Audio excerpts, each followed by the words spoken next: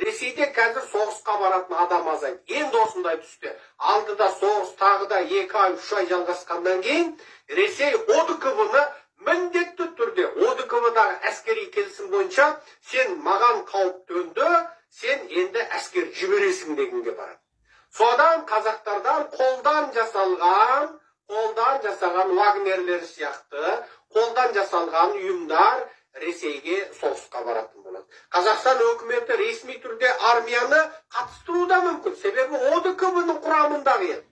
Ортақ әскери қорғану келісім шартының құрамындағы ел. Енді қайтеді. Халықтың санасын соған бейімдеу керек. Үгіт насихаттың ескі советтік жолы. Халықтың құлағын үйрету керек. Ол қалай? Алдымен анау бір депутаттар сөйлетіп қояды. Одан енді міне Зікрия Жандарбек деген 2 аяқты шайтан арқылы мынау Ресей болмаса адамзат өркениеті құриды дейді. Ресей бүкіл мына батыстың зұлымдығынан адамзатты сақтап тұрған сол құдіретті ұлы Ресейдің арқасында біз аман қалып тұр екенбіз. Мыш.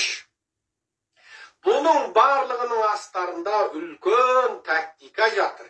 Ертең қазақтарды Украинға соғысқа жіберуге, Ресей үшін құрбандық, қазақтың жас жігіттерін жіберуге бұлар дайындалып жатыр. Мен әлгінде айттым, бұл Зікрия Жандарбек, анау Зіркілдек, мына адасқан секталардың артында Иран тұр. Діни тұрғыдан бұлар ирандық секта.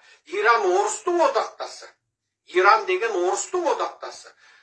Ал Иран бүкіл ислам әлемінде бұлар ирандар ешқашан басқа діндегілермен соғысқан емес. Олар тек қана сүнниттермен соғысып келе жатыр.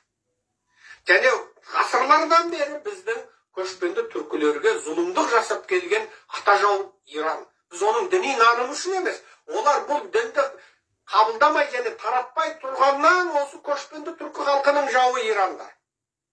Және бізге осы сарттық өздерінің діни наным сенімін тықпалап келгендер Ирандар. Сарттық.